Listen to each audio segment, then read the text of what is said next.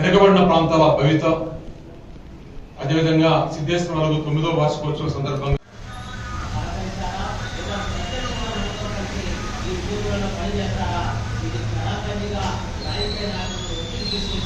చెప్పేసి ఈ ప్రాంతాన్ని అభివృద్ధి కోరుకునే వాళ్ళ సంఘాలు చాలా మంది మనం విస్మరిస్తున్నాం అన్న ఎలక్షన్ల ముందర.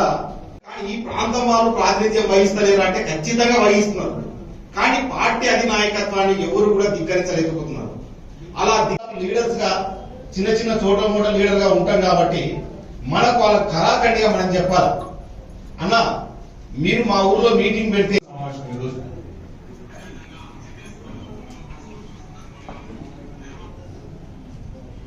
ఇప్పుడు విద్యార్థి సంఘాల ముసుగులో కాలేజీల దగ్గర డబ్బులు దండుకొని బ్యాంకులు వేసుకుని విలాసవంతమైన జీవితం గడుపుతా ఉన్నారు. కానీ వారికి కొజ్జా దశరథరామరెడ్డి అధ్యక్షులు రాయలసీమ సాగునీటి సాధన సమితి ఈరోజు రాష్ట్ర ప్రభుత్వ విధానాలు వెనుకబడిన ప్రాంతాల భవిత అదేవిధంగా సిద్ధేశ్వర 9వ వార్షికోత్సవంపై ప్రజా సంఘాలతో సమావేశం ఏర్పాటు చేసుకున్నాం.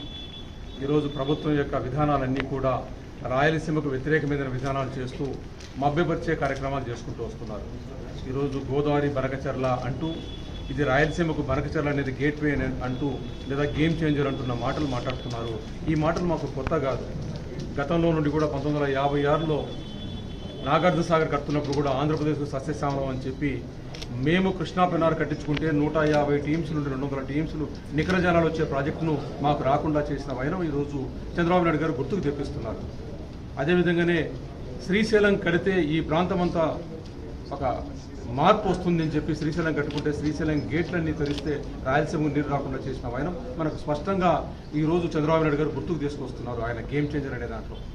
అదేవిధంగా పులిచింతలు కట్టుకుంటే శ్రీశైలం ప్రాజెక్టు యొక్క నిర్వహణ బాగుంటుంది, శ్రీశైలం బ్యాక్ వాటర్ రాయలసీమ తీసుకురావచ్చు అని చెబుతూ ఆ కార్యక్రమం ఏం జరగకుండా నీళ్లు తీసుకుపోతున్న దాన్ని కూడా చంద్రబాబు నాయుడు గారు గుర్తు చేస్తున్నారు. మరి సమైక్యాంధ్ర ఉద్యమంలో 1,00,000 జనఘోష కర్నూలులో వినిపించాం. అదేవిధంగానే అనంతపూర్లో జాతీయ నాయకుల విగ్రహాలన్నీ పాల్గొట్టేసి మేము సాధించుకొచ్చింది పోలవరం జాతీయ ప్రాజెక్టు కింద తీసుకొచ్చాం. కానీ మాకు నీళ్లిచ్చే దుమ్మగూడ నాగార్జున ఏర్పాటు ప్రాజెక్టు రాష్ట్ర విభజన చట్టంలో వచ్చినా దాన్ని పక్కన పెట్టిన చంద్రబాబు నాయుడు గారు జగన్ గారిని అంతా గుర్తు తెప్పిస్తున్నారు ఈరోజు చంద్రబాబు నాయుడు గారు. మరి దీనికంటే కూడా తక్షణమే ఫలితాలు వస్తున్న నా పట్టుసీమను కట్టించుకుంటూ పట్టుసీమను కట్టిన తర్వాత ఆ నీళ్లు ఇవ్వమంటే కళ్ళు ఉరిమిరిమి చూసిన చంద్రబాబు నాయుడు గారు మా కళ్ళ ముందు కనపడుతున్నారు. ఈరోజు మీరు కళ్ళు ఉరిమిరిమి చూసినా ఏ విధంగా హెచ్చరికలు జారీ చేసినా కూడా ఈ రోజు రాయలసీమ ప్రజానీకం చైతన్యవంతం అవుతోంది. మమ్మల్ని కుక్కల్లాగా చూసే పరిస్థితి నుండి మీరు బయటకు వచ్చేసి ఈరోజు మా పరిస్థితి కుక్కల్లాగానే ఉంది. అన్నం వండి మిగిలిన అన్నాన్ని రోడ్డు మీద పడేస్తే కుక్కలు నాకు గతికినట్టుగా ఈరోజు రాయలసీమ ప్రాంతంలో నీటినంతా ఎత్తుకుపోయి మిగిలిన నీళ్లు ప్రధాన కాలువలో పోస్తే ఆ నీటిని పంట కాలువలో రాకపోతే మేము మోటార్లు పెట్టుకుని నీళ్లు ఎత్తుకున్నది కుక్కలు గతికినట్టుగానే ఉంది. ఈ అంశాల్ని ప్రజల దగ్గరికి తీసుకుపోతున్నాం. మాకు ఈరోజు కమాండ్ ఏరియా డెవలప్మెంట్ పెట్టి పంట కాలువలకు మీరు ఒక 1,500 కోట్ల రూపాయలు ఇస్తే 10 లక్షల ఎకరాలకు ఖచ్చితంగా వచ్చే ఖరీఫ్కి నీళ్లు వచ్చే పథకాలుంటే మమ్మల్ని కుక్కల జీవితాలను చేసినట్టుగా చేస్తున్న వైనాన్ని ఇంటింటికి తీసుకుపోవడానికి ఒక కార్యక్రమం చేపడుతున్నాం.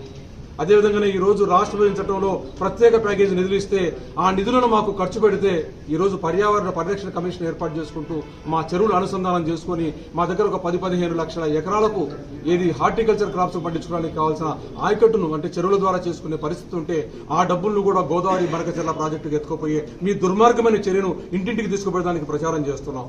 ఇప్పటికైనా ఈ విషయాలు గ్రహించుకొని రాయలసీమ భాష నిలబడండి.